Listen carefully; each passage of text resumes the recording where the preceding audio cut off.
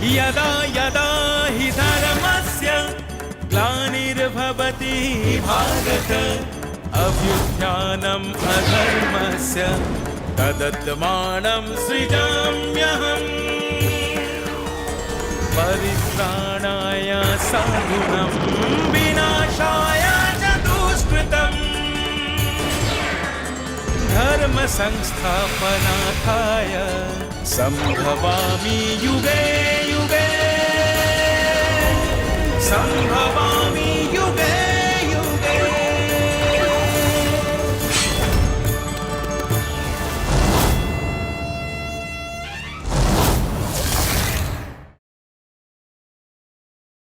সময়ের সরণি ধরেই গন্ধর্বরাজ অঙ্গারপর্ণের রথে পাণ্ডু পুত্ররা এগিয়ে চলেছিল পাঞ্চাল রাজ্যের দিকে। বারানাবতের যতুগৃহ থেকে যে অনিশ্চিত পথ চলা শুরু হয়েছিল পাণ্ডব ভাইদের, সময়ের প্রয়োজনেই হয়তো সেই পথ শেষ হয়েছিল পাঞ্চাল রাজ্যের সীমানায়। এমনই এক লক্ষ্যহীন যাত্রার হয়তো প্রয়োজন ছিল কুন্তী ও তার পুত্রদের। প্রতিশোধের আগুনে দগ্ধ পাণ্ডবদের হয়তো প্রয়োজন ছিল ধৈর্য আর ক্ষমাগুণ লাভের এক চরম শিক্ষার, যা তারা পেয়েছিল গন্ধর্বরাজ অঙ্গারপর্ণের কাছে, হয়তো সময়েরই নির্দেশে। আমরা গন্ধর্ব রাজ্যের সীমানার কাছাকাছি এসে পড়েছি। ওই যে দূরে যে পাহাড়টা দেখছেন, ওই পাহাড়টা পেরোলেই আমার রাজ্যের সীমান্ত। আর ওই যে রাজ্যটা দেখতে পাচ্ছেন, ওটাই পাঞ্চাল রাজ্য। সীমান্ত রেখা যত দূরে হয় ততই ভালো। কেন রাজকুমার ভীম, আপনি কি কোনো? না না গন্ধর্বরাজ, আপনার রাজ্য থেকে চলে যাওয়ার পথে আমরা যেসব কাহিনী শুনতে পারছি, যেসব ঘটনা জানতে পারছি, সেটা আমাদের কাছে বড়ই মূল্যবান। তাই সত্যিই গন্ধর্বরাজ, আপনার রাজ্য ছেড়ে চলে যাবার পথে আমরা যা পেলাম, সেটা আমাদের জীবনের যাত্রাপথে সম্পদ হয়ে থাকবে। শুধু কি তাই, মহারিষি বশিষ্ঠের ক্ষমাগুণ সে যে অকল্পনীয়। চোখের সামনে তিনি তার শতপুত্রকে মরতে দেখেছেন, তার সংসার শেষ হয়ে গেল, সমাজ থেকে তিনি হয়ে পড়লেন ভিন্ন। তবুও তিনি ক্ষমা করে দিলেন তার শতপুত্রের হত্যাকারীকে। বলুন গন্ধর্বরাজ, আপনার প্রতিটা কাহিনী বড় আকর্ষণীয়। তাহলে বলছি আমি সেই কাহিনী। শতপুত্রের মৃত্যু শোকে ঋষি বশিষ্ঠ তখন নিজেকে আর ধরে রাখতে পারছেন না। স্থির করলেন তিনি নিজের প্রাণ বিসর্জন দেবেন।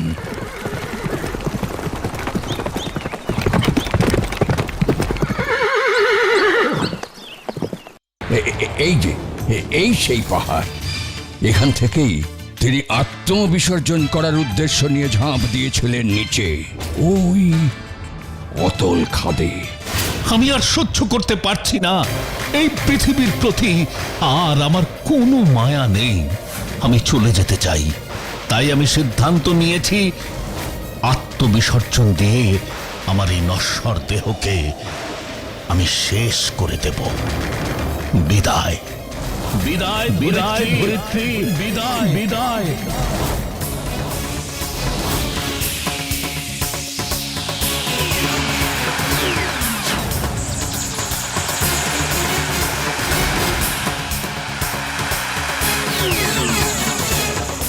কি আমি বেঁচে আছি? এত উঁচু পাহাড়ের ওপর থেকে পড়েও আমার মৃত্যু হলো না? তাহলে কি এভাবে আমার মৃত্যু হবে না? আমার মৃত্যু কি তাহলে অন্য কোনো ভাবে? ঠিক আছে, আগুনের মধ্যে প্রবেশ করে আমি আমার এই নশ্বর দেহকে শেষ করে দেব। এখানেই, হ্যাঁ এখানেই আমি আমার দেহকে আগুনের মধ্যে প্রবেশ করাবো। দেখি দেখি এবার আমার মৃত্যু কে আটকায়। অগ্নিদেব, আমি আপনার করুণা চাইছি। আমার এই দেহকে আপনার অগ্নিশিখার মধ্যে বিলীন করে দিন। এই পৃথিবীর মায়া কাটিয়ে আমি চলে যেতে চাই। এই নিষ্ঠুর পৃথিবীতে আমার আর কোনো প্রয়োজন নেই অগ্নিদেব। প্রণাম অগ্নিদেব।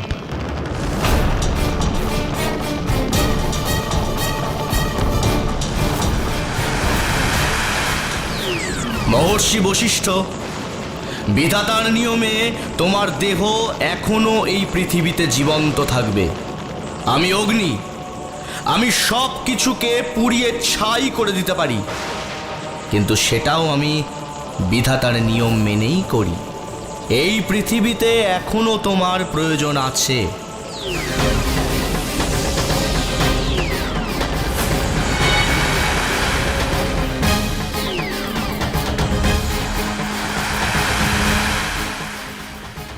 অগ্নিদেব, আপনিও আমার মৃত্যুকে স্বীকার করলেন না।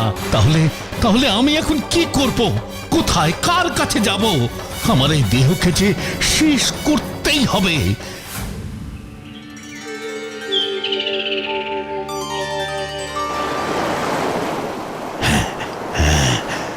বরুণদেব, বরুণদেব নিশ্চয়ই আমাকে নিরাশ করবেন না।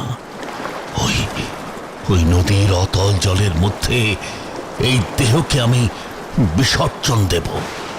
ওই ওই পাহাড়টা থেকে আমি এই খরস্রোতা নদীতে ঝাঁপ মারব। নদীর প্রবল ঢেউ আমার দেহটাকে টুকরো টুকরো করে দেবে। এবার এবার আমার এই দেহ শেষ হবেই। বরুণদেব, গিরিরাজ আমাকে নিলেন না, অগ্নিও ফিরিয়ে দিলেন। আমি আমি আপনার চরণে আমার এই নশ্বর দেহ বিসর্জন দিতে চাই। আপনি আমাকে ফিরিয়ে দেবেন না।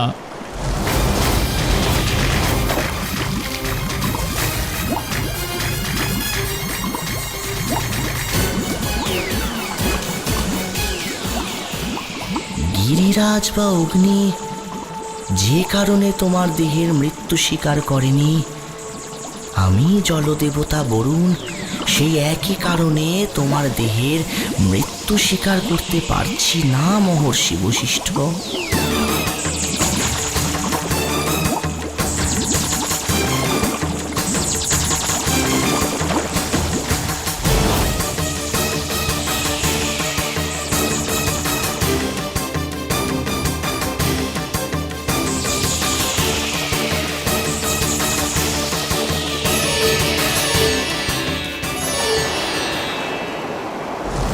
বরুণদেব আমাকে করুণা করলেন না। তাহলে তাহলে আমি কি করব?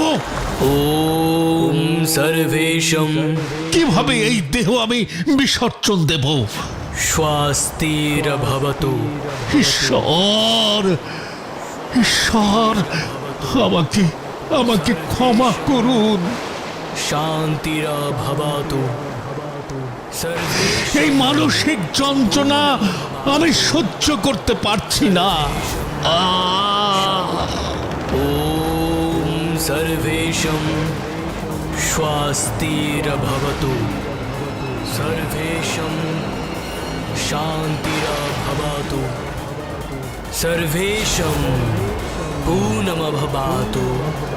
এই গহন অরণ্যে কে কে এত সুরেলা কণ্ঠে বেদ মন্ত্র উচ্চারণ করছে? কে এই সাধক?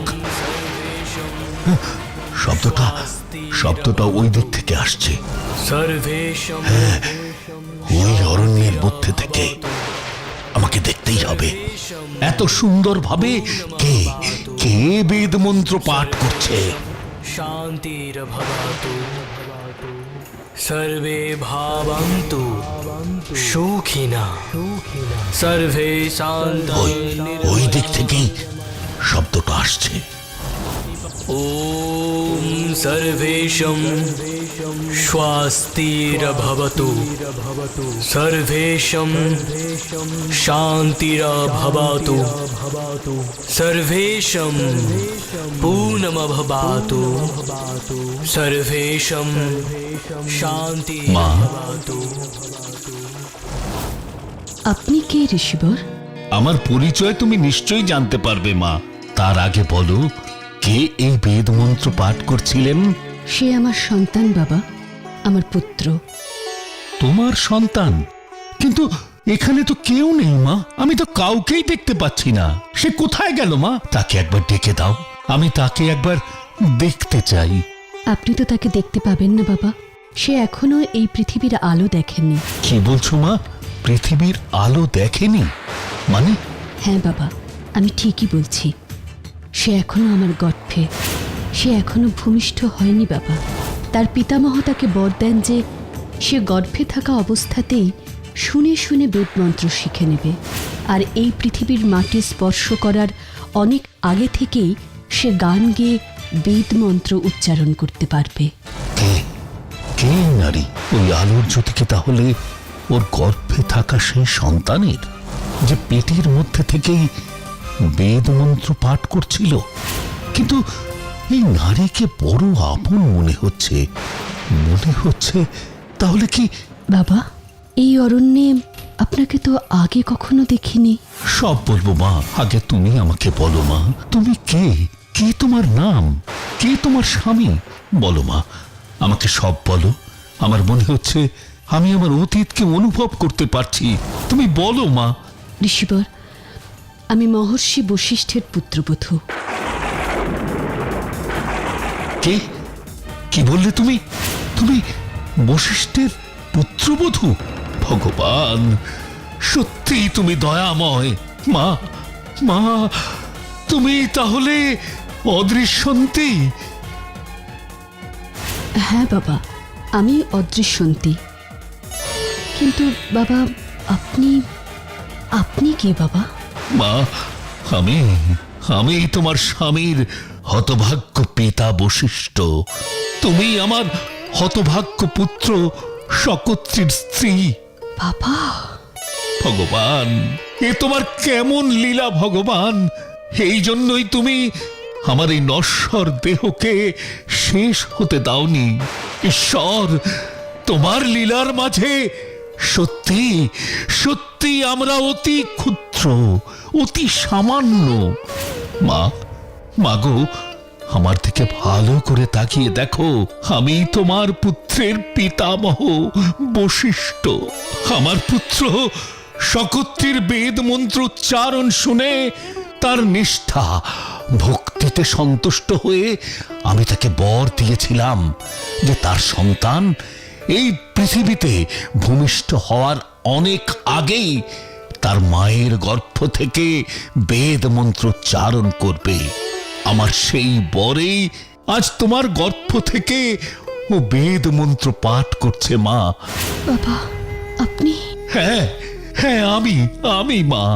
সব হারিয়ে নিঃস্ব হয়ে আমি আমার এই দেহটাকে শেষ করতে চেয়েছিলাম, পারিনি। বাবা, বাবা, আপনি শান্ত হন। কি বলেছে আপনি নিঃস্ব?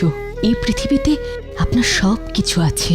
হ্যাঁ মা, আছে আছে, সব আছে। সব আছে বলেই সবার মঙ্গলকারী ভগবান আমাকে আত্মবিসর্জন দিতে দেননি। আজ আমি বুঝতে পারছি আমি ভুল করেছিলাম। ভগবানের আশীর্বাদে আজ যখন আমরা আবার এক জায়গায় মিলতে পেরেছি, তখন আমাকে আপনার সেবা করার সুযোগ দেবেন না বাবা? মা, আজ থেকে আমরা আবার নতুন করে বাঁচব, সবাই মিলে বাঁচব। আমার হতভাগ্য পুত্র শকত্রীর একমাত্র পুত্রের জন্য বাঁচব। হ্যাঁ বাবা, ওর জন্যই আমাদের বাঁচতে হবে বাবা। ওর জন্যই আজ আমাদের আবার দেখা হয়েছে।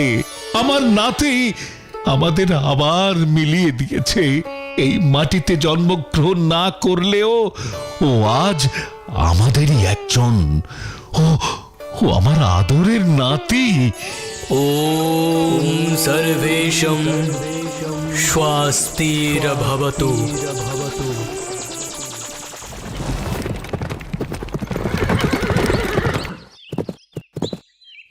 এই যে এইখানেই বশিষ্ঠ মুনির আশ্রম ছিল। পিতামহের শিক্ষা আর মায়ের সাহচর্যে এখানেই পরাশর বড় হতে লাগলো। জ্ঞান, শক্তি, বিচক্ষণতা সবকিছুতেই পরাশর আর 5টা সাধারণ বালকের থেকে একটু আলাদা, একটু অন্যরকম। তবে তার চরিত্রের একটা বৈশিষ্ট্য তার মা আর পিতামহকে সারাক্ষণ চিন্তায় রাখত। তারপর কি হলো গন্ধর্বরাজ? ক্রোধ। একবার রেগে গেলে পরাশরকে আর ঠান্ডা করা যেত না। একদিন সেই রাগ চরমে উঠল যেদিন পরাশর জানতে পারল তার পিতার মৃত্যুর কাহিনী। তার পিতামহ ওই ঘটনা লুকিয়ে রেখেছিলেন। কিন্তু একদিন বাবা, আজ পরাশর বড় হয়েছে, জ্ঞানে বুদ্ধিতে সে আজ এক বিচক্ষণ মানুষ তৈরি হয়েছে। আর এই সব কিছু সম্ভব হয়েছে আপনার জন্য বাবা। কিন্তু ওর এই হঠাৎ হঠাৎ রেগে যাওয়া আমাকে বড় ভাবায়। আমার খুব দুশ্চিন্তা হয় বাবা। জানি মা, আর জানি বলেই আমি ওকে আজও অনেক কথা বলতে পারিনি। কিন্তু বাবা, এভাবে ওকে সবকিছু কতদিন গোপন করে রাখবো? আমার কাছে ও কতবার জানতে চেয়েছে ওর বাবার কথা, ওর বাবার। কেঁদো না মা, একদিন ও সব কিছু জানতে পারবে। ওকে সব জানাতে হবে। কিন্তু আমি ওকে কি করে বলবো যে ওর বাবা প্রকৃতির নিয়মে মারা যায়নি, ওর বাবাকে হত্যা করা হয়েছে। কলমাসপাত নামে ওই রাক্ষস ওর বাবাকে খেয়ে নিয়েছে। শয়তান কলমাসপাদ, আমার বাবাকে তুই হত্যা করেছিস, আমি তোকে শেষ করে দেব। আহ!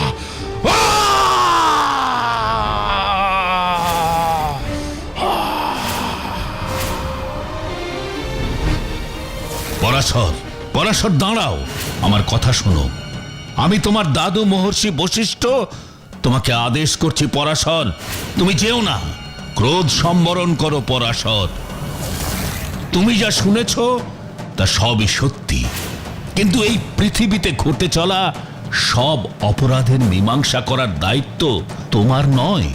জেনে রেখো, জন্ম, মৃত্যু, বিবাহ বিধাতার লিখন। তাকে আমরা কেউই খর্ব করতে পারি না। মানছি, আমরা বিধাতার নির্দেশকে অমান্য করতে পারি না, কিন্তু আমি তো আমার পিতার হত্যাকারীকে শাস্তি দিতে পারি, তাকে এই পৃথিবী থেকে সরিয়ে দিতে পারি। আর পুত্র হিসেবে সেটাই আমার কর্তব্য।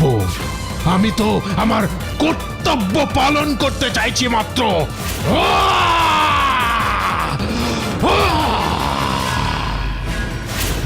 পরাশর, পরাশর বাবা, বাবা আমার কথা শোন বাবা, আমার কথা শোন, আমি তোর মা, আমার কথা শোন। তুই এত রেগে যাস না। দেখ দেখ, তুই আমি আছি, তোর দাদু আছেন, আমরা যে তোর মুখের দিকে তাকিয়ে বেঁচে আছি বাবা। শান্ত হ বাবা, এত রাগ ঠিক নয়। শান্ত হও, শান্ত হও পরাশর। আমি তোমাকে তোমার পিতার সম্পর্কে সব কথা বলবো, কিন্তু তার আগে তোমাকে শান্ত হয়ে আমার সব কথা শুনতে হবে। বসো, এখানে বসো। রাগের বশে, প্রতিশোধের আগুনে পুড়ে কত কিছু শেষ হয়ে যেতে পারে সেটা এই কাহিনী শুনলেই বুঝতে পারবে। এই কাহিনী শুনে তোমার যদি মনে হয় যে তুমি এক্ষুনি সব শেষ করে দেবে, তাহলে সেটাই করো, আমি তোমাকে বাধা দেব না। ঠিক তোমার মতোই ভার্গব বংশীয় রাজা ঔড্য রাগের বশবর্তী হয়ে ভৃগুদের শেষ করে ফেলতে চেয়েছিল। তার মনে ছিল তীব্র প্রতিশোধ স্পৃহা, কারণ একদিন সামান্য অর্থের জন্য ভৃগুরা ভার্গবদের নির্বিচারে হত্যা করেছিল। নারী, বৃদ্ধ, শিশু কেউই তাদের নিষ্ঠুরতা থেকে বাদ যায়নি। প্রতিশোধের নেশায় নিষ্ঠুরভাবে হত্যা করতে লাগলেন অসহায় ভৃগু বংশীয় মানুষদের। এই সময় একদিন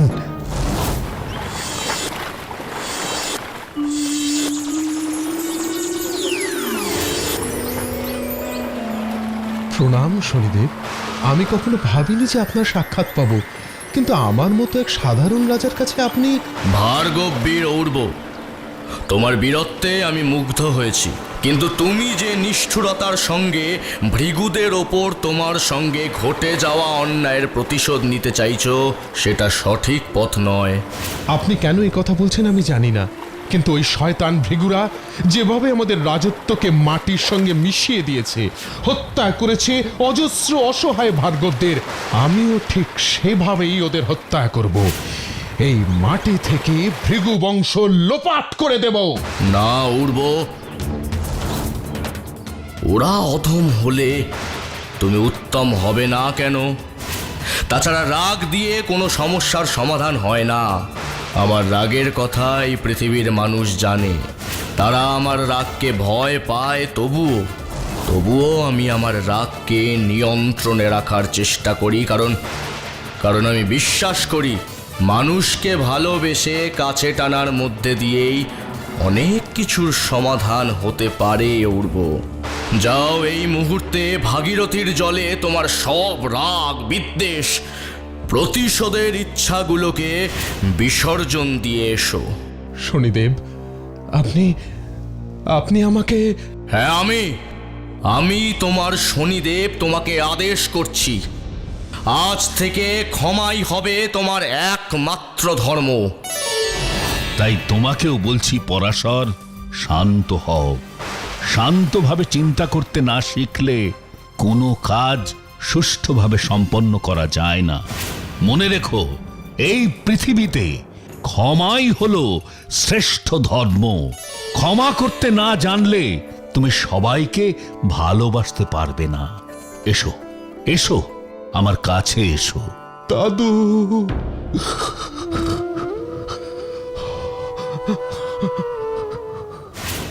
এভাবে পরাশরের ক্রোধকে ঠান্ডা করলেন মহর্ষি বশিষ্ঠ। যদিও এর অনেক পরে পরাশর একটি রাক্ষস নিধন যজ্ঞ করেন। বহু রাক্ষস ধ্বংসের পর মহর্ষি পুলহ, পুলস্ত ও পুলকেতুর নির্দেশে সেই যজ্ঞ বন্ধ হয়। আমরা গন্ধর্ব রাজ্যের সীমানায় এসে গেছি। ওই দেখুন যুবরাজ, ওই দেখুন আমাদের রাজ্যের সীমান্ত রেখা। মহারাজ অঙ্গার পর্ণের রথ এভাবেই কুন্তী ও তাঁর 5 পুত্রদের পৌঁছে দিল গন্ধর্ব রাজ্যের সীমানায়, যেখান থেকে সহজেই পৌঁছে যাওয়া যায় পাঞ্চাল রাজ্যে। সময় যেন ঠিক এমনটি চাইছিল। তাই দীর্ঘ কঠিন এক যাত্রাপথ পার হয়ে পাণ্ডব ভাইয়েরা যেন সত্যি নিজেদের প্রস্তুত করতে সক্ষম হয়েছিল আরো কঠোর এবং অনিশ্চিত এক ভবিষ্যতের জন্য। সময় যেন তার নিজের মতো করে ভবিষ্যৎকে সাজিয়ে নিয়েছিল এভাবেই।